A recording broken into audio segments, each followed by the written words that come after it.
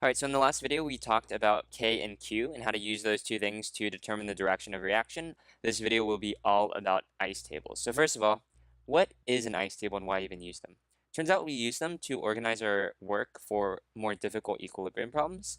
A good hint that tells you should use an ice table is if they ask you to solve for equilibrium concentrations. So if ever they ask you to calculate the concentration of the reactants and products at equilibrium, chances are you're going to have to use an ice table. I stands for initial, C stands for change, E for equilibrium. And easiest way to learn ice tables is really just to jump in and do a problem. All right, so in this video, we're really just going to have time to do one of them because they're pretty involved. So this says you react 0.335 molar C2H4 with 0.526 molar H2 gas to form C2H6. Calculate the equilibrium concentrations. That's the red flag that you're going to have to use an ice table for each substance given the Kc of 0.99. Kc representing the equilibrium constant. So we're going to start out by writing out our reaction. So I have C2H4 reacting with H2 to make C2H6. And then remember the second step. The moment you write a reaction, you always have to balance it, or at least make sure that it's balanced. Turns out in this case, it's actually already balanced because I have 2 carbons on the left, 2 on the right, and 6 hydrogens on each side. So the coefficients are 1, but always make sure that it is balanced. The next thing I can do is draw my ice table. So I'm going to write I, C, and E, and I'm going to try to fill this in, right? So I'm given initial concentrations of the reactants, so that's 0.335 for C2H4 and 0.526 for H2. But initially I have no C2H6 because that's what I'm making. Then I fill in the next chart, the next row, which is change in concentration.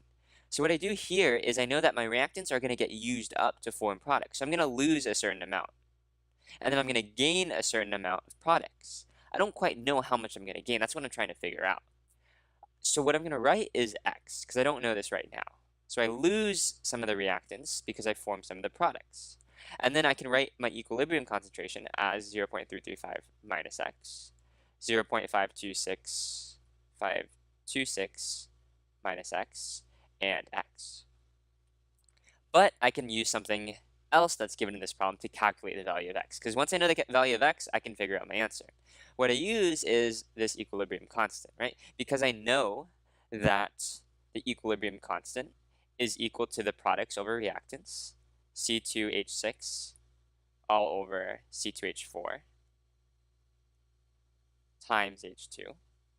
Now I know what the concentrations of these guys are in terms of X. So then I can plug in. I know that C2H6 is simply X.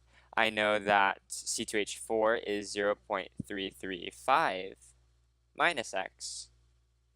And I know that H2 is 0.526 minus X. And then I know that that is equal to 0.99, right? I have one equation, one unknown. I can solve for X. Turns out it's going to be tricky, and we're going to have to use the quadratic formula. So what I'm going to do in the next slide is move these terms over, these bottom 2 terms, to the right.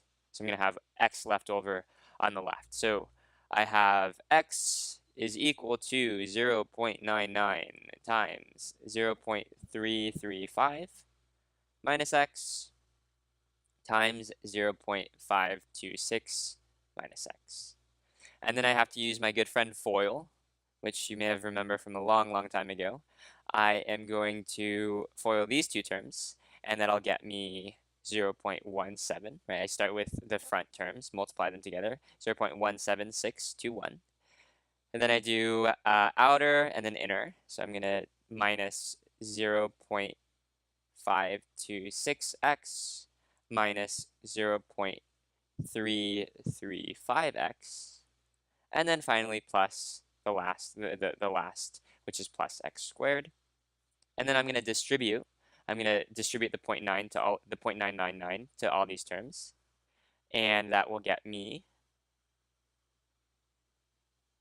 And what I'm going to do too is combine like terms. So I'm going to get 0.174 minus 0.852x plus x squared. And at this point, I can move the x to the left, the x from the left to the right, and then I get 0 is equal to, reorder some of the terms. Sorry, this should be a 0.99x because I distributed that. X squared, and then I'm going to subtract an x to both sides.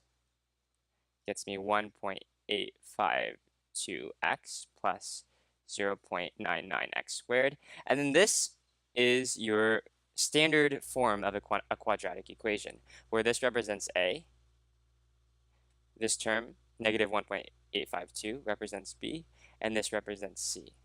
Right? And then I plug this into my quadratic equation, which is negative b plus minus square root of b squared minus 4ac, all over 2a.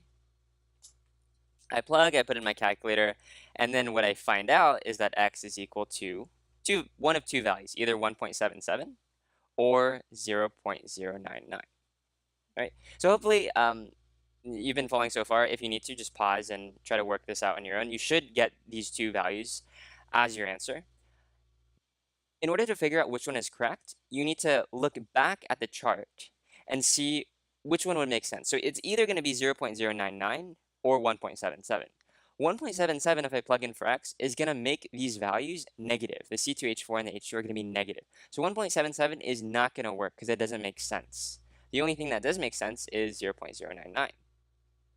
Now that I know that, I can figure out my answer. Because I know that for C2H4, so I'm going to put my answer over here. I know that for C2H4, the equilibrium concentration is 0.335 minus x. I know x now, so I can solve.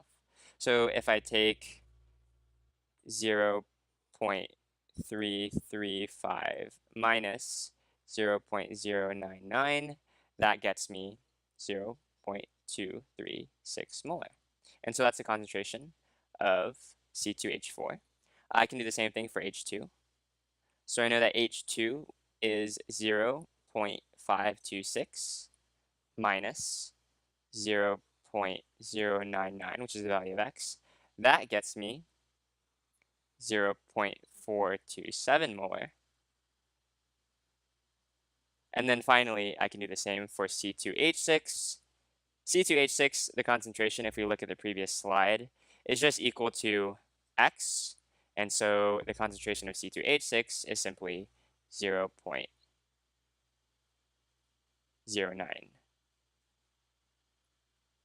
molar. And that's it. So that's how you calculate equilibrium concentrations using an ice table.